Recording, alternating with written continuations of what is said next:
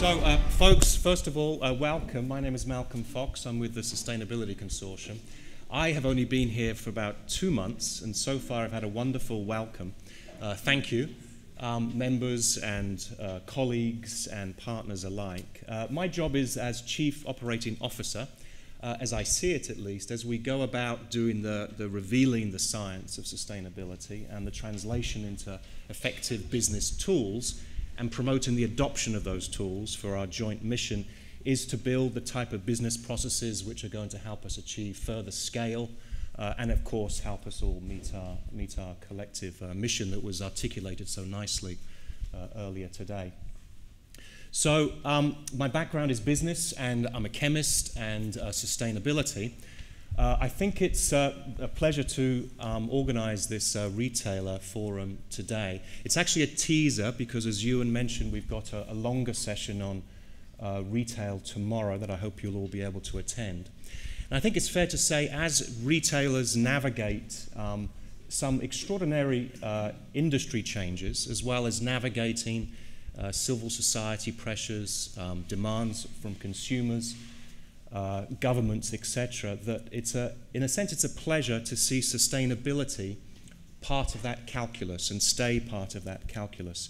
And even further, for some organizations, such as those I'm about to introduce, take a leadership role using sustainability to create value and literally take leadership in the marketplace. That's been a real pleasure to witness.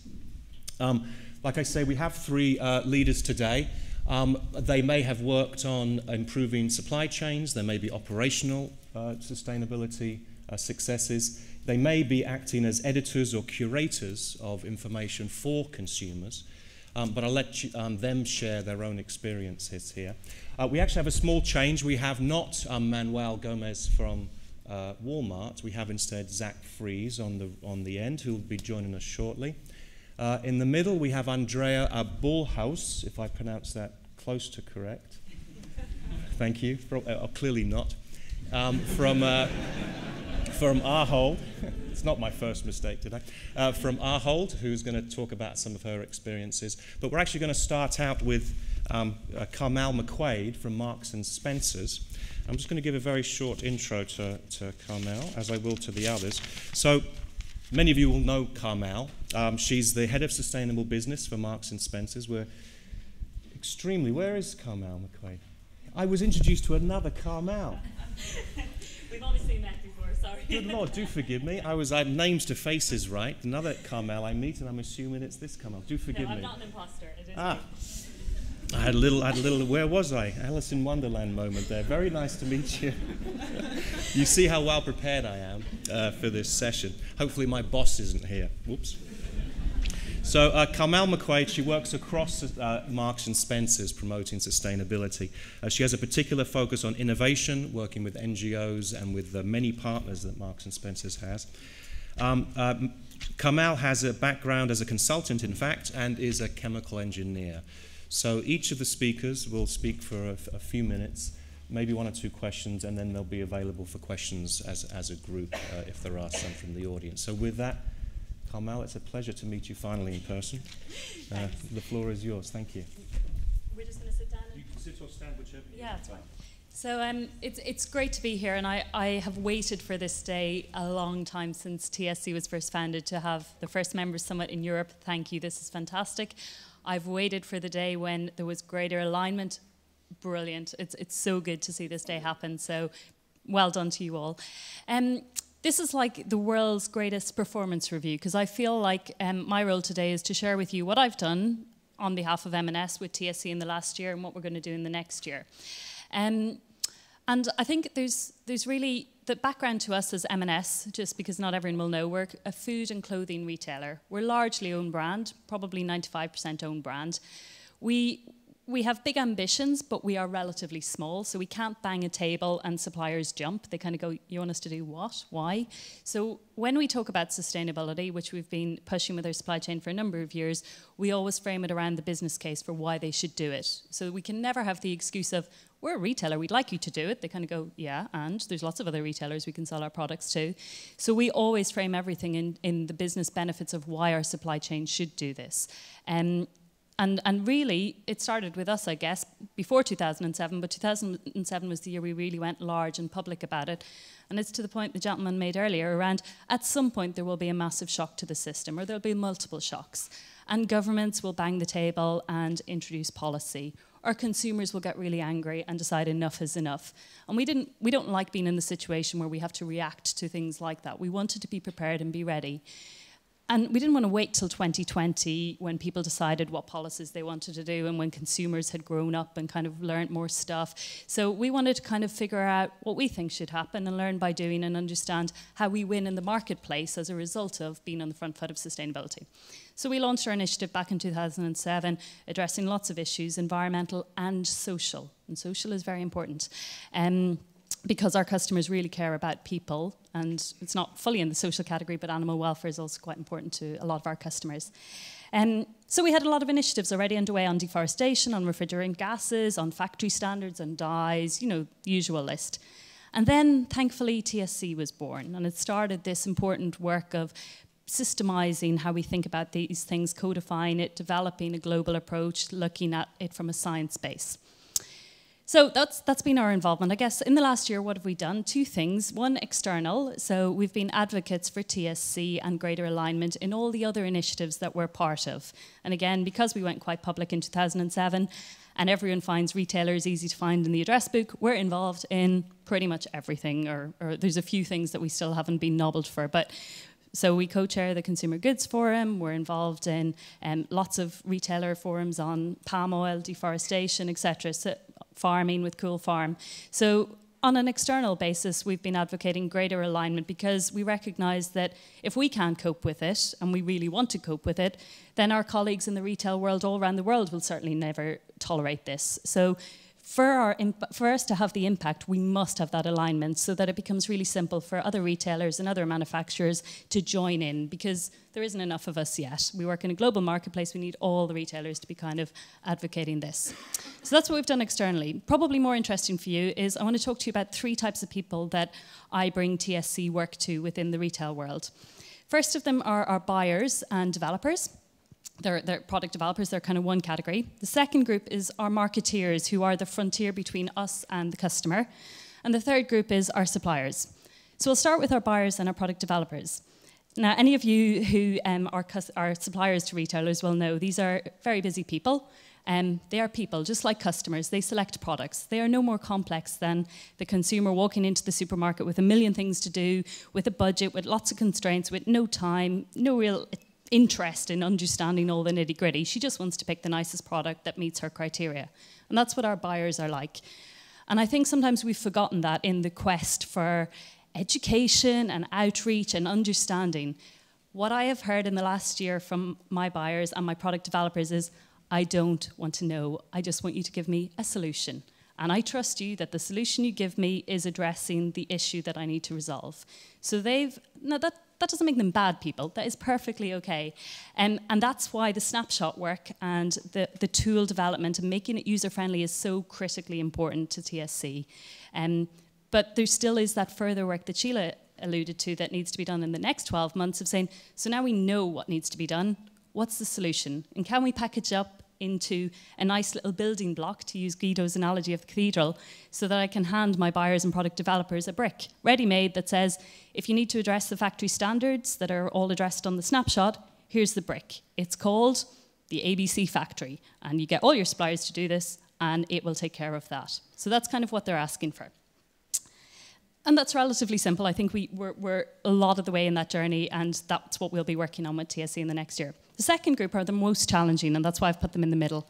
And these are the marketeers who are communicating messages to our customers. So we've put together, over the last few months, we've put together all of the attributes that we have against our products in M&S. So we've said, by 2020, all our products must have at least one attribute.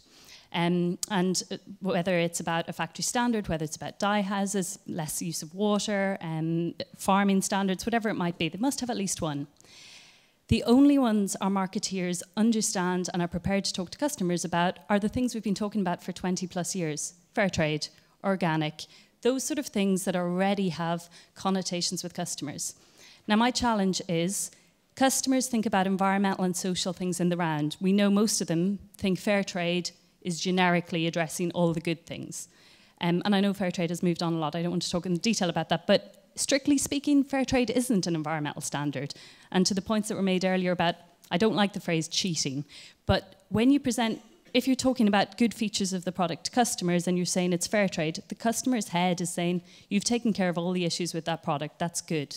Now that's something that's tricky and we're going to have to address. We have to find a way where things that are boring and unsexy, like dyeing standards in clothing factories, is either recognised by customers as good or isn't recognised but is still given credit, because otherwise people will just do the things that are the cute and fluffy things that already have names. So a few options. We could create, new entities might exist that create new factory standards and get them as good a branding as fair trade have, or there might be other solutions. I don't know what they are yet, but that is a big challenge. And the biggest challenge is most of the people who are marketeers are brilliant and bright, and they don't want to cheat, well, most of them don't want to cheat customers, but they don't know. So that information about what are the material hotspots, particularly in food, needs to get to the marketeers, because at the moment they're putting pictures of farmers' faces out to customers, and customers are going, that's great, you're supporting farmers. Whereas we know actually there's a whole pile of difference between having a picture of a farmer's face saying we buy from them and actually working with them to reduce carbon, reduce water, ensure they're not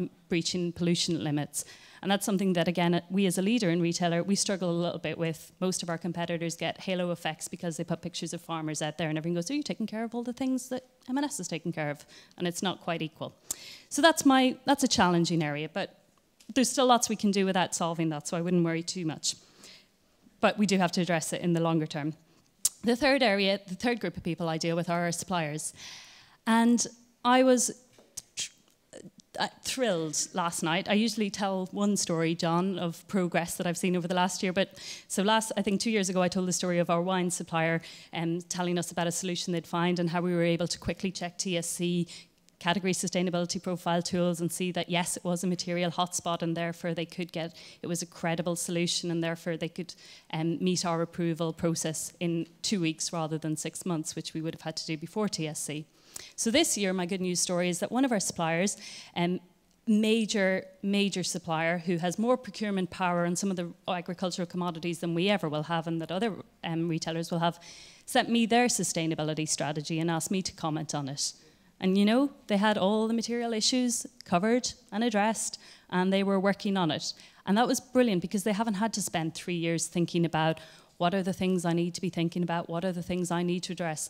They were actually moving straight to the front of the queue that goes, now what are the solutions I can put in place? And these guys can really have a major impact in the market. So it is driving change sometimes it doesn't feel like it when you're on the calls about hotspots, but actually when you've got it, a system-wide approach, greater alignment, thinking about solutions, I am starting to see a lot of change come through the supply base.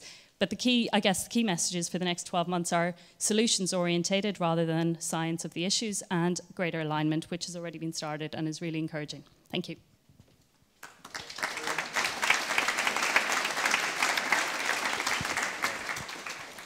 I was going to ask a quick follow-up. Is it a trend that consumers are asking more and more for Marks and Spencers to curate on their behalf, or is that tailing off? I think it's a debate we have raging constantly in the boardroom, and we're having it again next week at our advisory group. This issue of transparency and do customers really want to know more? I think our particular brand is customers trust us and have high expectations and expect us to be doing the right things. Unfortunately, the global marketplace, while our standards might be high, the global marketplace and the reality in which we source, bad stuff still happens. And any systems under pressure, there are bad things happening in product supply chains, and not all the issues are being addressed. So there is a tricky situation where customers will largely be horrified when they discover some of the realities of how products are made and how products are sourced and the impact products have on the environment. I know when we run focus groups with customers about cotton, they're starting, and you'll all know this, the starting position is, it's great, it's natural, I love it, it's great. And then you tell them about the impact and they're genuinely horrified. And I think that's a real challenge for a brand of how you navigate that taking people on a journey, because it makes no sense for your brand to go out of business because you were the first person that told the customer that this sort of stuff happens. You told them the truth almost, and then you get shot down for it.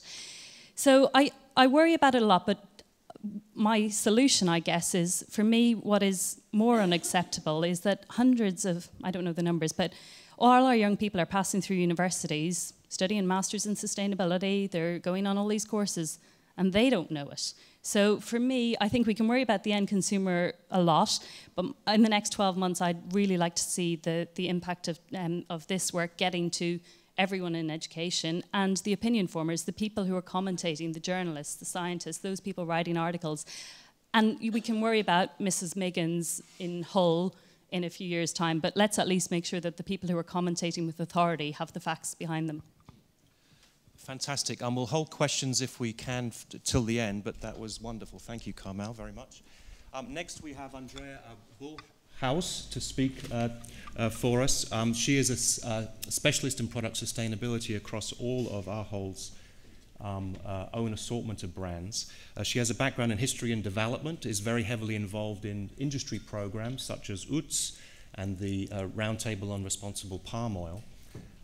And with that, I'd like to introduce Andrea. Would you like to speak from here or from the chair? I'll just sit here. Very good, excellent. Thank you very much. Great. Thank you for the introduction. And Carmel, also thank you for your speech, because I can more or less throw away mine, because you already mentioned everything. Because I do want to bring you something new. So apart from, keep in mind everything that Carmel said, and then I want to share a little bit about what we did with the TSC tools and mainly with the KPIs. So that's the questionnaire that retailers can ask their suppliers. So Ahold is a retailer. We have stores in the Netherlands, Czech Republic, and the US. So it's interesting to see the differences also between Europe and the US. And we've been attending the TSC conferences in the US, and we're very happy that the conference now here is in Europe. And something that I really notice is that the audience is quite different. So in the US, it's much more business-oriented and focused on some actions, whereas here it's more about getting the details right, thinking about data accuracy. And I think TSC has found the balance between those two differences, and I think that's really great. So it's also something that we've been caring about, because we've been a member since a few years from TSC, and I like to talk with people, but we've been talking for a few years now, and I also like some action. So we've been very happy that last year we started with a pilot program in the Netherlands. So we approached a few key suppliers of ours, and we took the KPI sets for a few different product categories. And we thought, you know, we can ask them the questions to a large set, but we can also take those questions and see, you know, are these already perfect, or is it workable, or can we improve them even more before we go out to a larger set? So we decided, okay, the KPIs are actually quite good, but we can work with a few suppliers to improve them even more. So that's what we did. We spend a lot of time with those key suppliers to go through the questions and to see, are they relevant for you and are they answerable for you? And together we came up with a lot of feedback and gave it back to TSC. And they've been working on it for the last couple of months and now produced a new set of KPIs. We are very happy with the new set, so I want to say thank you to TSC for taking into account that feedback, and I think it really has improved the questionnaire, so that's great. So last week, we had a meeting with our steering group of the pilot. So within our pilot, we have us as a retailer.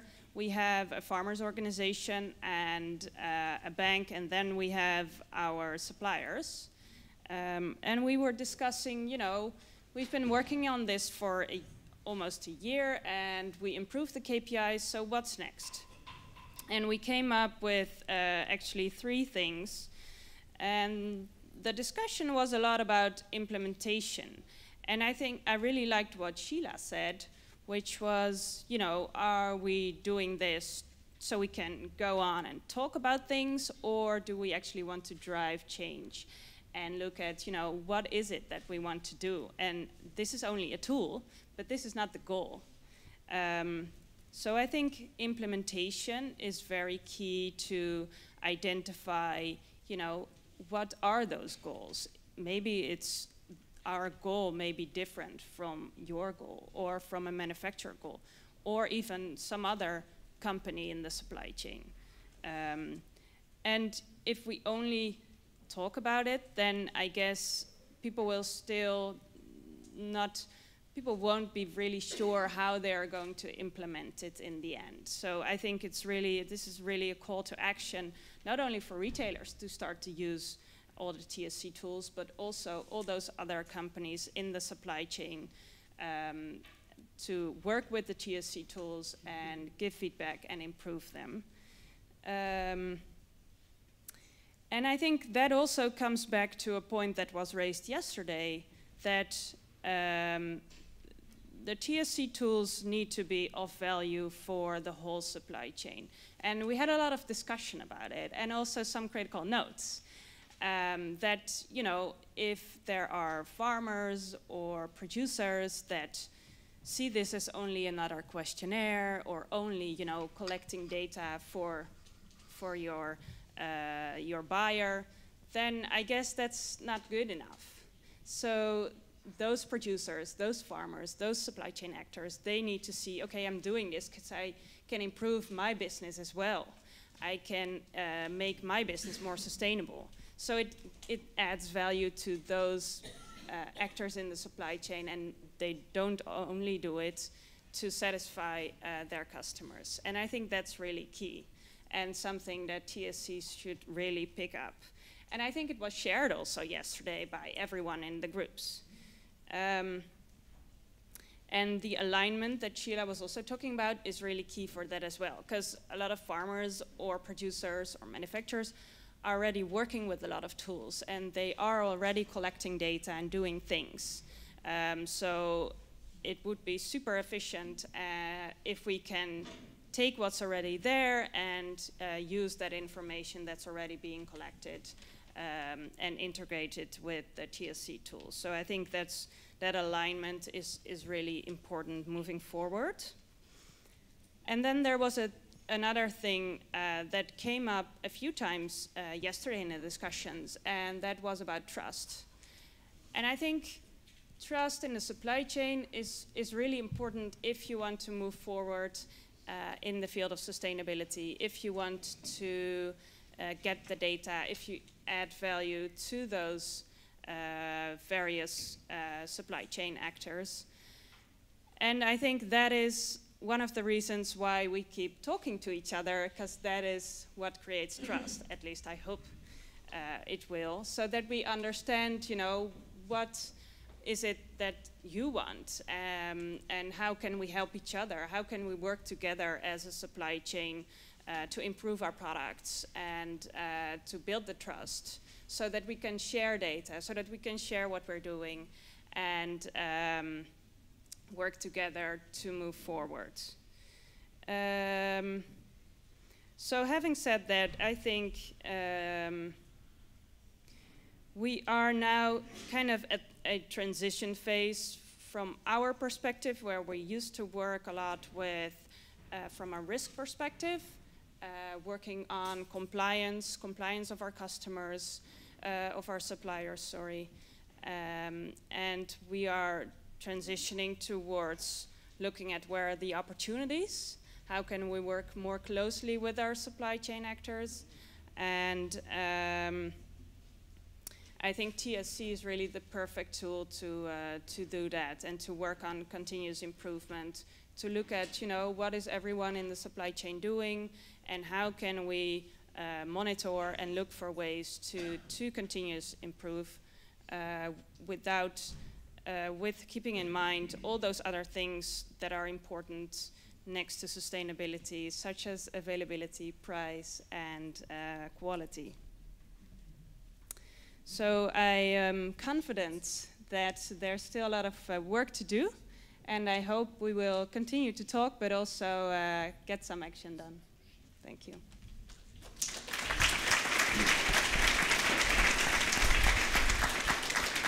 Thank you very much, Andrea, for I think was an unqualified endorsement. And I know we have another 15 months to go on what has been a very insightful pilot program for TSC. We've learned an awful lot from Ahold, so thank you very much. Next we have Zach Fries, who very kindly has stepped in on behalf of Walmart for Manuel Gomez. Zach is a Director of Sustainability for Walmart. Particular work with products in the area of general merchandise, including electronics, toys, automotive, home apparel. Particular responsibility for the Sustainability Index, which is going to go through its next evolution in the next 2 or 3 months from now. I'm sure he'll be talking about that, which will be of great interest. In the past, he's been a broker for hazardous waste, as I understand, a consultant, and in product testing. He has a background educationally in chemistry and in operations. So with that, Zach, you'll be sitting there, or will you come into the podium? Very good. I'll follow their lead of just sitting down.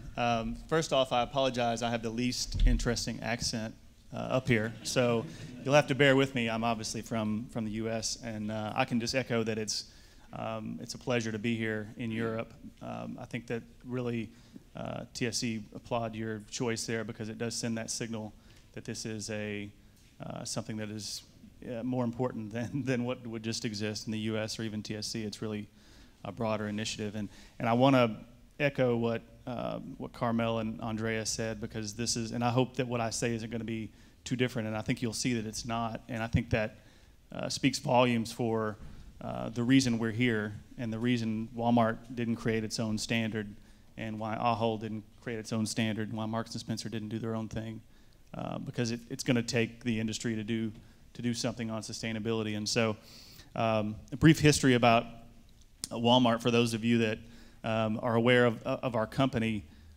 I've been at Walmart about 8 years, and about 9 years ago we set off on this journey to become a more sustainable company, and it was a little bit difficult to understand what that meant for products. At the time, our CEO was a visionary in this space and for retail and for an Arkansas retailer, and came up with 2 specific goals, very aspirational for our company, to become 100% dependent on renewable energy and to create zero waste.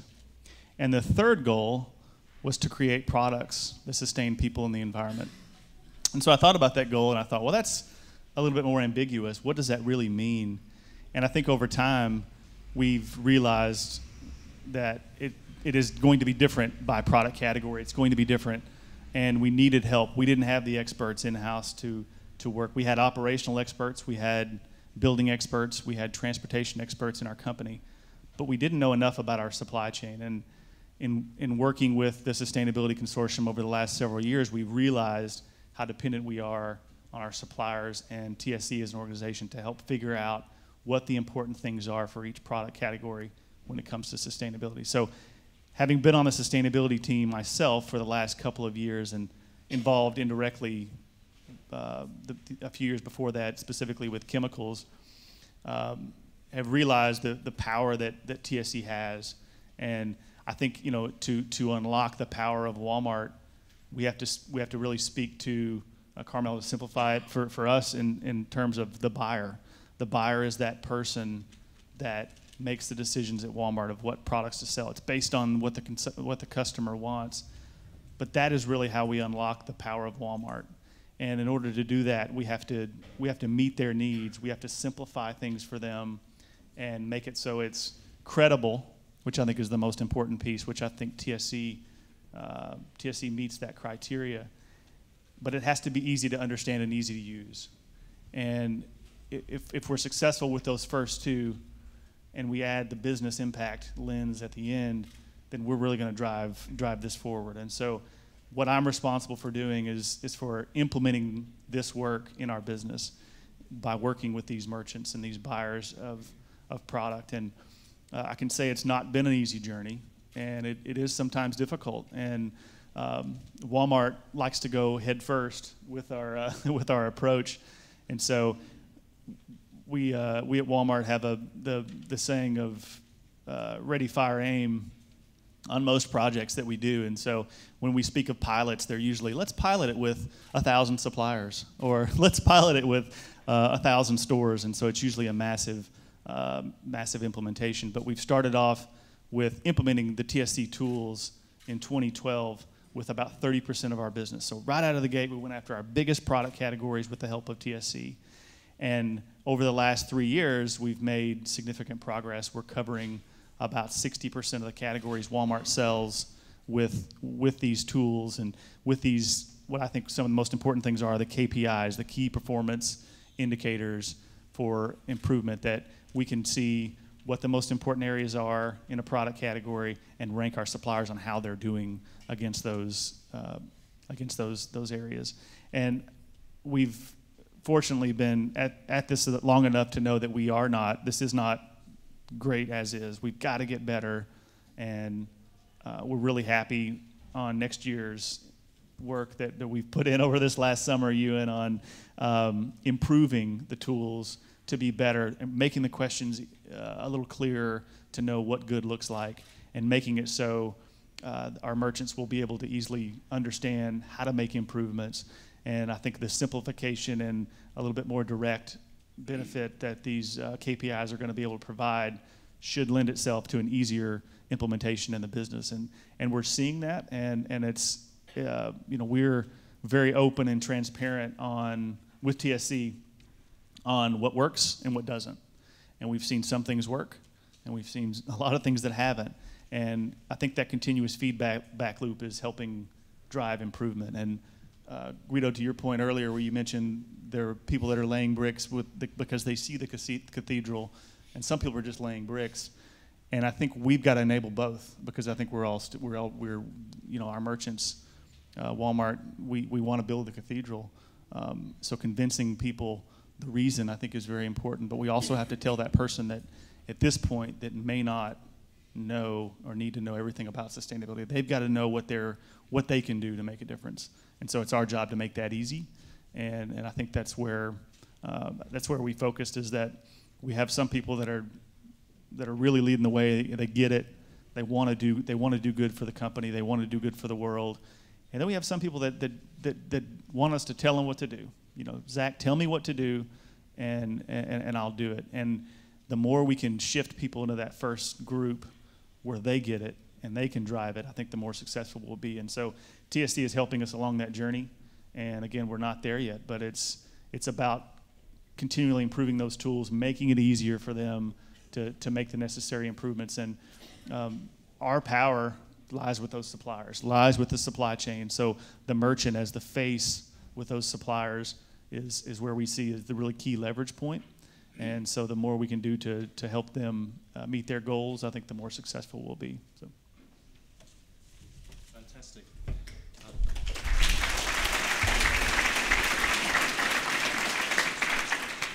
Thank you very much, Zach. I have lots of questions for each of you, but I think perhaps we'll open it up to the audience as a whole. I know we have lunch that is awaiting us. We have the lady over there in the back. Do we have a microphone? Thank you.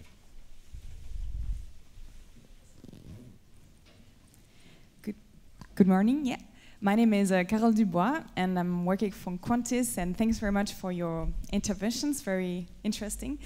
Since yesterday and this morning, we talked a lot about possible synergies between TNC and the PEF pilot phase, and also because I'm here representing the PEF pilot project for the retail sector, I would like to know if for you guys who are applying already TSC approach, it would be interesting to have more this LCA-based, LCA-oriented thinking coming from the PEF. If for you in the future going towards more harmonization between TSC hotspots-based and PEF LCA-based approach would be useful for your needs in your strategies.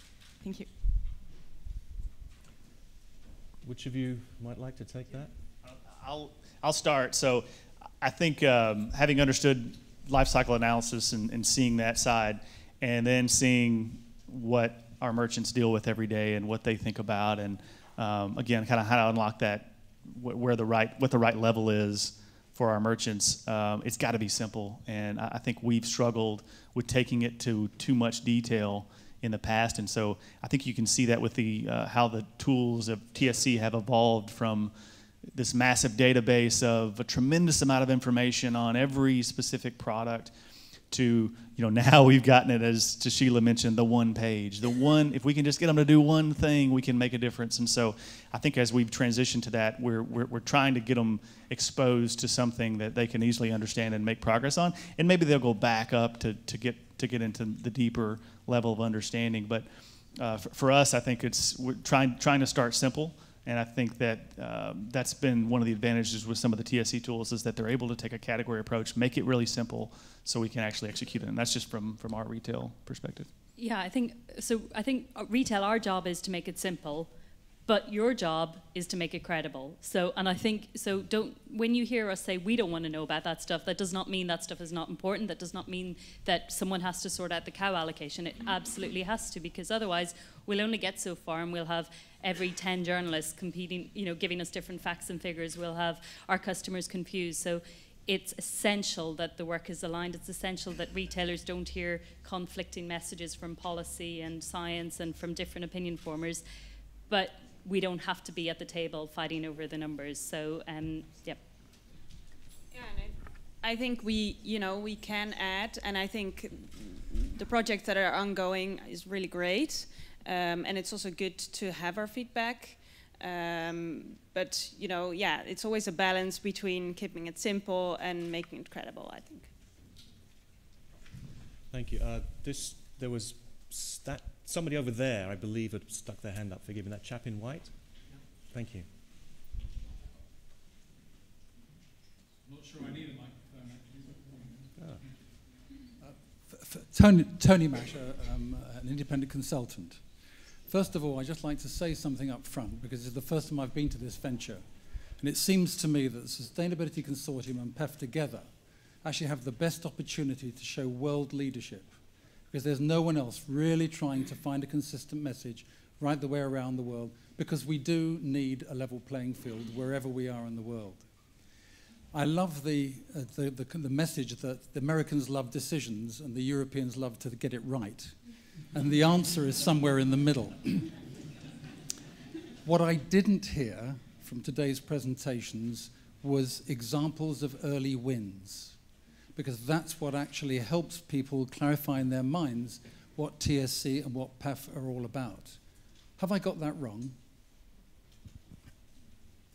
Early wins. Well, I wanted to ask something different, but maybe I first should reply to that. There are plenty of examples of companies who have been already implementing what we are preaching and getting good money out of that. We have, I cannot release the name of the company, but some companies have already been implementing the PEF and the PFCR approach, and by doing that, they cut their implementation cost by 30 to 40%, which the company is already an early win result. But now back to my question. I will try to put it again, maybe more straight. I tried to pass the message during my presentation. I agree with the consumer will never have the knowledge to take decisions, but you do as a retailer. You do have that knowledge. So why don't you take that decision for them? Why don't you start to keep out the bad products from the bench and only selling the good ones? Maybe if I can react to that, I think that's exactly what we've been doing for the last decades. And it also comes back to my point that I think we should move from looking only at the risks and getting kind of the wrong ones out to moving to opportunities and working with suppliers that are good to make them even better. So it's a bit of a different approach. Besides, that we are obviously working to make all of our products more sustainable and looking at, where are those hotspots, and those are, I think, the early wins between the real scientific LCAs and TSC because they are combining it together to provide us with the knowledge, hey, if you have this particular product, then where should you focus on? And if you do that collectively with the industry, then you can actually make the change. Would Zach or Carmel like to comment on this question? Yeah, I can comment too. I mean, I think that's a good question. We've never prided ourselves on limiting the selection to our customers, but it's a good question, and we get that quite a bit. And I think we're taking these tools and using them to try to develop all of our suppliers, because if it was just about picking the winners and picking the leading products, then I think that could create some additional challenges. But we're trying to work with our buyers too, because they see through the TSC tools and through the SAP Product Stewardship Network, we rank suppliers. So you see who's leading and you see who's at the end.